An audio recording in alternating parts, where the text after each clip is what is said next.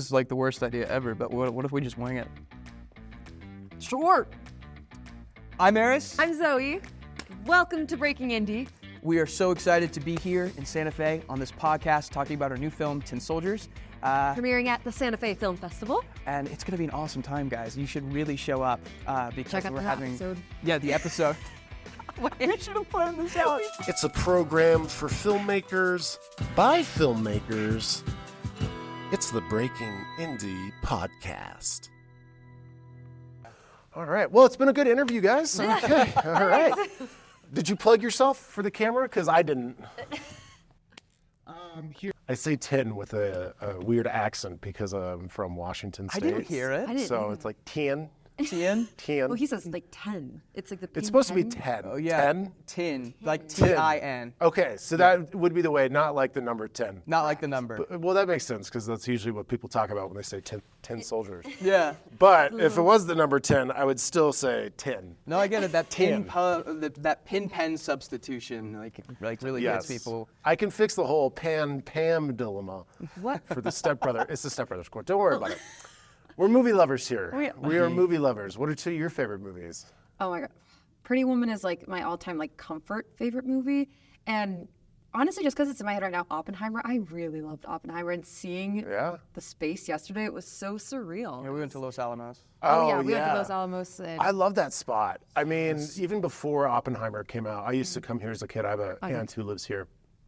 And she took us to the Bradbury Museum. Did you guys go there? Yeah, we did. Super fascinating, right? Yeah. It just like captivates you, and you're just like, wow, there's like so much fun history, and by fun I mean like kind of not Yeah. fun, but really cool. Yes. And I was like so enthralled with just the secretness of that town. Yeah. Like you're driving around, and then you're like, who's below me right now? Yeah. Yeah. Like I was there with my friends playing frisbee golf Oh my- or disc golf, Yeah. and there's this hole that came out of the ground, and I'm just like, there's someone like taking a shit underneath me. Is there like just like fumes coming up right now? Like, Oh, man, because yeah. I'm told, 60% of that town is all underground.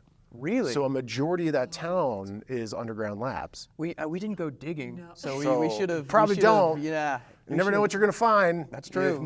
You might just find some wild. radioactive waste. That's wild. It's also the highest PhDs per capita in the world. That makes sense because they have the labs there, right? Yeah. That's the whole point, Yeah, right? yeah. So like if you go to a Starbucks in Pittsburgh and you see somebody reading a book on physics, Yeah. if you go to a Starbucks in Los Alamos, you're looking at the person who wrote that book. Like it's pretty wild. That's yeah. crazy. Yeah. That was. You ever heard it was like 14,000 people live there approximately? I'm not really sure. We have a friend who's working in the labs and has been there for a few years, and he's like, yeah, I never want to leave. Like once you're here, you kind of just stay here forever. You love Los it. Alamos. Yeah. Yeah. He's a really outdoorsy guy. So. Yeah. And there's also, you have Bandelier, which is an awesome national park. Yeah. It's like where a lot of the natives lived in the cave sides. Oh. Like Yeah. they like built little caves into the side of the cliff and like Oh, would wow. live out of there. But yeah, really cool. As you're convincing me, we got to go back up. wanna move before there. our trip ends, and then start seeing some more stuff. Well, outside of like being a successful narrative filmmaker, I think my only happy backup would be like working for the labs in some film capacity. Yeah. Anyway, two of your favorite films. I had all this time from her answering, and I did not use Blank. that. Yeah. Blank. I really like Oppenheimer and Pretty Woman. Yeah. No, I mean, if I had to choose, like these are two kind of on the opposite spectrum, I guess, in terms of genre. But I really like Beasts of the Southern Wild. It's this fantastic movie about a little girl and her father coping with the flood in Louisiana. And it was also one of the first films. We had this sort of art house movie theater in Memphis where I grew up. And it was one of the first films that I had seen that wasn't, I think, sort of geared towards children. And I went and I was like, oh my God, this can be movies, right? Like this is what you can do with this. And that's kind of when I had that moment of deciding, like, this is something I want to pursue. Like this is something I want to jump in on, and it's fascinating. And Okay. Yeah. Is it got that kind of, because I haven't seen it, I'm familiar with the title, but I haven't seen it. Does it have that like kind of adult Pan's Labyrinth aesthetic of like, it's about a kid and their imagination, but not really about. Yeah, I like, mean, kind of, it's no. maybe it's much more grounded in reality. Like there are these moments of glimpses into sort of the kid's imagination and coping, but it's definitely sort of gritty and grounded in reality. but it has a tears in it. whimsical. Yeah, no, you laugh, you cry. Yeah. Okay. But no, it's a journey. How about a second film it doesn't have to be your favorite, just what's on your Oh, mind? well, What I mean, comes to mind? the second Number favorite. two, give me number it's- two. I'm cheating here. It's the Lord of the Rings trilogy. It's cheating. Yeah, is that cheating? All right, then Return of the King. Return of the King, if I had to pick one. Oh, okay. All right. Yeah, I'm a huge, Tolkien fan and fantasy fan, and just the scale of those films and how they were able to adapt some, I think, really difficult. You're source noticing my material. weed socks, aren't you? Oh my God! I got weed socks, guys. They're very distracting. And you can smoke them. No, they're fantastic. They're fantastic. You just have like a little backup for whenever. I'm all over the place. I roll reefer out of my socks. All right. Well, let's talk. Tell me a little bit about yourselves. Introduce yourselves and introduce your film. Where you're coming from, what you're doing here. I'm Aris, and I'm the director and one of the producers of Tin Soldiers, and we work together at a production company called Blue Oak Productions up in New York. Blua? Blue Oak, like Blue the Oak. tree. Sorry. The tree. Just had to enunciate that one for myself. No, I get it. I'm a fast talker. But no, we're with Blue Oak Productions up in New York, and it's a film about narrative drama about the over-medication of children in the United States and the need for therapeutic intervention as well as sort of medication-based intervention. And it follows a young boy named Caius who is undergoing a treatment process that's happening to him as opposed to with him, and how he struggles to articulate, especially at such a young age, to his family, that this isn't working for him and it doesn't feel right. And so that's kind of, I guess, what the film's about and the message we're tackling. Totally. And I'm Zoe. I am one of the producers on the project as well as one of the co-founders of Blue Oak. And yeah, this has been such a labor of love, so it's so wonderful to be here at this festival and getting to premiere it. Yeah. Awesome. So how did this Tin Soldiers, how did that kind of start? Well, I think, I set out to write it because I had this sort of personal experience with this sort of phenomenon, right, as a kid. And I was talking with some peers, and I assumed it was sort of like a one-off experience, just mine, right? But the more I talked with peers and the more I discussed, the more I started to realize a lot of people shared this experience. A lot of people had something similar go on. And so we set out to write it, and in that process talked with, psychologists with the script and really tried to nail down what is such a broad topic into a sort of short film, streamlined narrative story to sort of talk about this issue and the need for therapeutic intervention, especially with children on something like this. Yeah.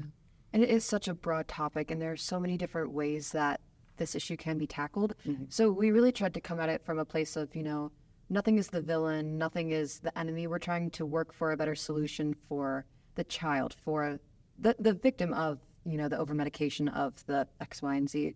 So it's been such a rewarding process, talk to therapists and psychiatrists and just get different perspectives. It's really been a really wonderful experience. Yeah, I think you actually touched on something there that was really important, especially in drafting and redrafting the script, which was this isn't like a blanket solution, but for some people, like, it works really, really well. Mm-hmm. And so we don't want to discredit that. And I think the film walks a line that doesn't discredit that, but advocates for providing more resources for people who don't fit into that mold. So that was a big part of the drafting process and putting it together. Yeah. It's also been so fascinating to see, after we've created this and started telling people about our idea before we even shot it, and they say, dude, like that happened to me. Like, I thought I was the only one. And so that has been truly gratifying, to tell this story and get to, share that experience that so many people have been keeping inside. Yeah. It's always a vote of confidence when you're in the kind of phase where you're like, Yeah. is this what we want to commit to? And, that's kind of some of the advice that I've heard from other people is like when you're at like a party or a social gathering and you pitch an idea and people get excited, you're like, okay, then We maybe might this have is worth something. pursuing. And when other people can relate right off the bat of like, oh yeah, that's always, it means that you're doing something worthwhile or something that perhaps from an entertainment level might take interest. But yeah. That's fantastic. I appreciate that. Thank you. And I think one of the things that's really gratifying, and that has been really gratifying about this process, is the fact that people we've shown it to and spoken to about it, it resonates, right? And I feel like that's the goal of telling a story, to resonate with people and to sort of generate conversations, and so it's been really rewarding in that way to sort of go through this topic through film. Yeah. And What's the runtime on it? 17 minutes. 17? And 10 seconds. And 10. That extra 10. Yeah, 10. There's a whole lot of credits. Oh, shit. You're right. The 10. 10 seconds. 10. Okay. Yeah. And then is it playing, I mean, I know this might be a little outdated for this podcast, but is it playing in a certain group, like with the festival programming? Yeah, it's Saturday morning, and it's part of the Cinema Block 1. Okay. With a variety of other shorts that all look fantastic. We're and excited to see them. We're excited to see. I mean, one But of the this things isn't your first time at this festival, is it? No. We met we're a few years returning. ago Yeah. when I was a little younger and much more hungover. I had a beard, so Yeah. This was 2 years ago, right? it's 2 or 3. I It can't. was definitely, it had to be 2. It had to be 2 because we showed our project last year, Okay. and yeah. I had long hair Oh. and a few pounds heavier, and I think just shaved my beard that week. Yeah, I Wow. just shaved my beard. So did Aris. He just shaved Yeah. his beard I this shaved week. my beard this Aris, week. you clean up nicely. Thank you. Yeah, You do as well. You do Zoe as well, but I gotta give you a credit. Yeah. No, I good. mean we're like just so excited to be back here at the Santa Fe Film Festival, specifically just because there's such a great community here, and there's always so many fantastic films. Every time we come, it's like obviously try and pack in as much as you can, skipping meals. Like how many blocks can you hit? Sure. Because there's just such great programming and so many great people here as well. So I think It's cool meeting people from all over, but then also the locals in Santa Fe and Yeah. how beautiful the art scene is here. As someone, because I wasn't able to come last time, but being here for the first time, it's just so neat, and like Yeah. the love of the culture of film here is so cool. Definitely. I just love it. Yeah, it is like also, I don't know, we'll see what happens the next 2 years, but this specific campus Yeah. is been recently purchased. In fact, the developers were here yesterday planning out how they want to grow this spot. Wow, And this has fantastic. traditionally been a private school campus. Oh. Yeah. So it kind of exists in the heart of Santa Fe, like the Bermuda Triangle, where it's kind of invisible to most people's eye. Yeah. And what's exciting is they've kind of parceled off part of the campus. Yeah. But this side of it, they want to turn into the biggest film studio in New Mexico. Wow. So on the other side of this hallway, which we can't get into, are 2 larger studios. Yeah. Neat. So I think I'm trying to remember back to my college days here. I think of the 3, this is the smallest. Okay. But Stage A or Studio 1, I forget what they're named, was like, they've shot so many movies there. So Wow. like when I came to school here, the Film Brothers with Jake Gyllenhaal, Wow, Natalie yeah. Portman, and Tobey Maguire That's was so filming cool. here. And so like there's that famous like he's smashing the kitchen up scene. Oh, yeah, like yeah. I didn't was right realize over like it's That's right so across the hall. That's wild. Yeah. That's And so then cool. I think so. As I remember, No Country for Old Men. They based their production offices out of here the year before I got here. wow. And I was like, oh man, just missed 1 it. year later, I would have loved to be there for that. Yeah. But yeah, this building has tons of film history. Like Longmire was based out of here for like all 7 seasons or whatever they had. Yeah. So yeah, it's like it'd be really exciting in a few years to see if you come back, Yeah. like where it's at. Yeah, So definitely. yeah, there's a lot of room for Santa Fe to grow, and we'd love to have you back here. We'd love Oh, to you don't have to be leave. back. This isn't me leaving. I want to keep talking to you. I don't know. I love that. Yeah. So I killed that piece of dust. Dead. Yes, there you go, Yeah, that dust. dust is gone. I love it. I love it. See, I'm eyeing one right here. I don't know if I should go for it. Like, You can get it. awesome. No, I mean, like, I don't know what the framing is, but It's all right. this is such a cool space that we're in right now. Yeah. And I don't know if you can see it on it, but this Nope, is a it's cool pure space. blackness right here. I wow. might superimpose Cole, my co-host who's not here. Oh my gosh. Hey, bud. As with me is always Cole, except for he's not. Hey, Cole. Yeah. Hey guys, I'd like to ask you a question. One of the questions we do usually ask, and since we have a little bit of time, is this is the Breaking Indie podcast, so there's a double play on words there if you didn't catch it.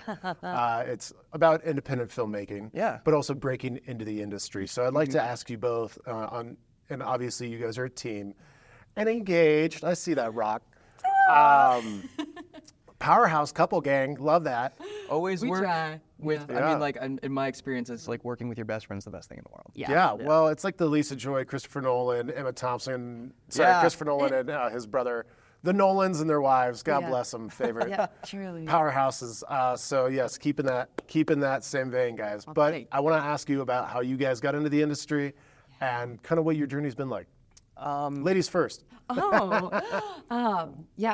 started off as a performer. I started ballet at like the age of 3. You know, I danced my whole life. I was incredibly shy, so my parents put me in there to break me out of my shell and make some friends.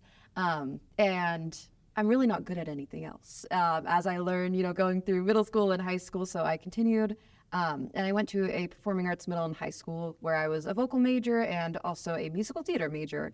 And then when it came time to college, I knew I loved theater. I loved musical theater. I loved singing, but I also really loved acting. And that was something that, you know, as a vocal major, you perform, but in operas and they don't focus on the acting. And then with musical theater, you kind of get all 3 really well, but you don't really ever focus that specifically on the acting. So I auditioned for some programs and I got into Pace's BFA acting program, which is where the 2 of us met and where Blue Oak Productions kind of started. And yeah, I've been acting ever since. But specifically with the production company, it was during the pandemic and all of our professors were saying, there's not going to be work for you. You can't just go out and book a show. You can't go do TV just for fun now. Like, you have to make it yourself. And so that really inspired us. And we made our first movie during the pandemic with like $5 and a dream. But we fell in love with it. And from there we've grown and we now have, you know, 2 other co-founders. And it's just been such a joy. And being able to create work for yourself as an actor is a really rewarding and humbling experience. Because it's a new side of you that you didn't know you could do until you actually, like, 2 feet on the ground and you start running with it. So it's been such a joy and I've really loved it. Yeah, if you want to on to your side. No, I mean, I think you covered it in a fantastic way. I think for me, you know, it started as an experiment as well, like during the pandemic, and the company didn't exist then. It was just like run fast and break shit and like see what happens. And Sounds like fun. It's a lot of fun. It was a lot of fun. It's still a lot of fun. Sounds like that $5 isn't going to go very far if you're just breaking shit. But That's you know fair. what? Here we are. Who am I? I don't know. We made it somewhere. But you know, I sort of graduated and we had made a couple films by that point, and I was in the acting industry, but I had this sort of realization, you know, as you're exposed to things, your world kind of expands. And I said, I really love like directing and producing and filmmaking and working with cameras, and so I had like a full pivot away from acting. And so we started this company with the hopes to tell sort of lasting and resonant stories, and it's been an exciting experience so far. Something about Blue Oak is, like, we aim to tell stories that are rooted in truth, and I think that we provide a unique eye because we're on the younger side, you know, but we're telling stories that we're really hoping to resonate with all audiences, all genres of people. And so it's been a really unique experience kind of honing in on what those stories are that we want to tell. Yeah. Amazing. Yeah. Also, Aris, as I'm sitting here, like, watching you guys talk, I was like, shit, dude, you actually have a lot of the features and demeanor of Christopher Nolan. Oh gosh. Like, in a good way. Just made his day. Yeah. You did just make my day. I'm like a huge Christopher Nolan. Oh, dude, he's fan, my and, favorite. yeah, Absolute favorite. just, Like, hands phenomenal. down, everyone else is under Christopher Nolan. Yeah. I mean, I'm yeah. his new bio. I'm looking People forward said to that, I Odyssey remind right them. now. I am I've been too, yeah. following that closely. There's like so many actors who I'm like, oh, I love that Christopher Nolan works with them. And, One of the ones who I'd love to see more of, just in case Christopher Nolan's watching. Thomas Lennon, who's the guy from Reno 911. Yeah. And he's like, I'm sorry, Mr. Wayne, you can't go heli skiing. But what I didn't realize until recently was I rewatched Memento, and he's in that. And I was like, oh shit, they've been like OGs for a long time. Wow. Because Thomas Lennon is a doctor who's like looking at Sammy Jenkins, and he's doing the tests. And he's like, this is a test, you fucking quack. Like, where were you when I took my whatever? And he's like, I don't know. But I was like, oh shit, dude, like that's Thomas Lennon. Like, I didn't realize. they go way back. And so I would love to hear an interview where they like explain how they met in New York or whatever it was. that'd be Because wild. like, huge Nolan fan. Yeah. I actually got to work with him for a couple months in Pittsburgh. They're getting no married way. in Pittsburgh. This was off-camera chatter. Our camera's over Yeah. there. I'm all like disoriented. Yeah. What? Who's with me? Cole? I was like, where is he?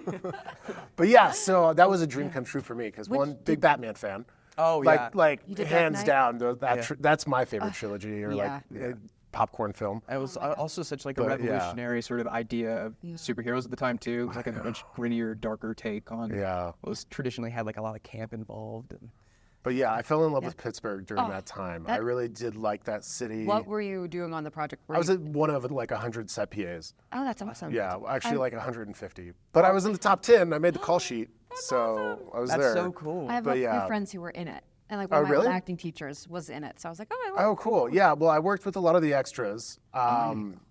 And I might have already told this story on a previous podcast, but I was in charge of, at the scene where they're the football team, Yeah. like Gotham Raiders or whatever, Yes. the team is the Pittsburgh Steelers. Yes. I'm not a football person. So my job that day was to like manage the Steelers. No way. And like I'm in the locker room. Like I took a shit in the Steelers locker room. Like A dream. TMI, like, I'm sorry. A dream Zoe. of mine. Yeah. Yeah, but at the end of the day, they're on the bus. They're like, raise your hand if you took a shit in the Steelers locker room. I was like, funny you mentioned, because I did. That's great. But no, so like the thing is like we're getting ready to shoot, and we're behind schedule. And they're like, cool, like go find Roethlisberger, let him know we're running about 20 minutes late. And I was like, dude. okay, which one is Roethlisberger? Number 7? And they're like, oh, you're perfect. You Oh man, I would have cute been little on angel. I would have been on Google, like on my phone, like scrolling for photos Yeah, to I try was and like- identify. I was texting my friends. I'm like, I'm here with, is that Heinz Ward? And they're like, yeah. I was like, is that who the field's named after? I don't really get it. They're like, no, obviously, Oh my idiot. God. Oh my god. Yeah. Meet Troy Polamalu. I might have. I don't know. You and big curly hair. He's We got a big Steelers fan. Yeah. Pittsburgh, Well, when we'll you're watch. born Let's there. watch the movie, and they do a lineup. They show the lineup of them during the national anthem. If he's in there, I met him, but I don't know. I'm so jealous. That is like the Yeah, coolest thing. that was one of the coolest moments of my life. Not because of the Steelers, though. That but that yes. makes sense. That's sick though. All right, so I expect in like the next few years, you guys are going to be the Nolan couples. I would love I, that. I'm, Let's I'm do like, Yeah. hey, let's cross those fingers. Yes. And keep working. Yeah. Yeah, be the youngest of like Christopher and Jonathan, and then Aris, it. Harrison Zoe. and then like of Federman. course the better halves are always the wives who have all the brains, creativity, and producing the power. brains and the beauty behind it. Yeah, it's true. It's true. Well, guys, I hope you have a wonderful time in Thank Santa you. Fe. Thank you so for much. talking to us. This Thank was you for being here, and I look forward to checking out your project. Thank you. If I you can't make appreciate it, like by the time this airs, 6 months prior or whatever it is, no, we'll look for it online. Yeah. Yeah. Awesome. We'll keep Awesome. you updated. Where Hey, it thank you goes. so much. Thank Sweet. Thank you. you. I hope to see you guys back here at the next film festival or the year after definitely. that. And then in the meantime, do you guys have any like social media you want to plug into the camera? You could do the company Yeah. Instagram at Blue Oak Productions. Yeah. And then personals are at Zoe Dunay and At Aris Federman. That's Instagram, by the way. Instagram. We did not specify Who that. else does anything else? Is there anything else? I don't know. I'm a bit of a LinkedIn fiend. You are. Yeah, sometimes. okay, I know. I and get it, know, but it's I so don't bad, get it's it. so bad. No, I'm just not that professional. I don't understand. Like everyone's like, I've been at the company for 5 years. I'm like, I'm 37 and I'm still waiting for a career. No, I think the thing that I like about LinkedIn is I don't know why I like LinkedIn.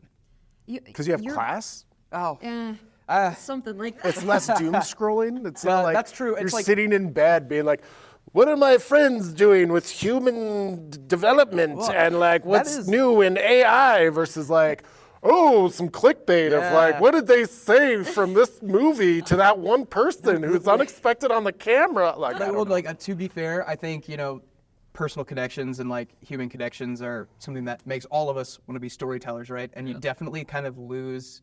I see that.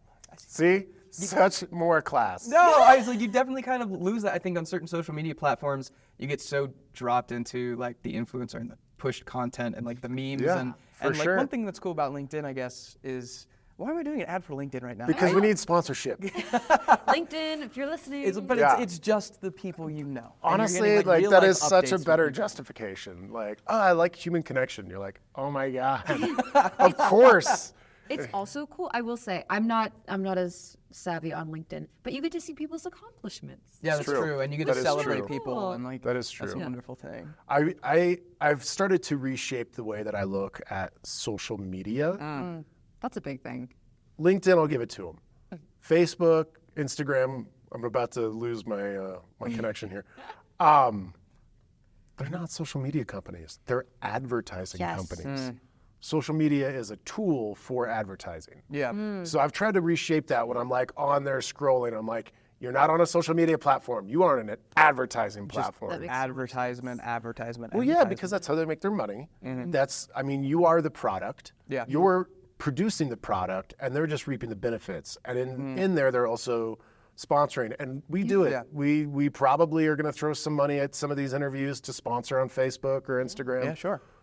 But on the user side, it's like I just try to be acknowledging of like what I'm participating in. You know? Yeah, that's smart. And like obviously those platforms have a big spot, and I Yeah. am the first to admit that I'll sit in bed for 10 minutes before I go to bed and be like, okay, put your phone down. Oh yeah. Only 10 But, minutes? yeah.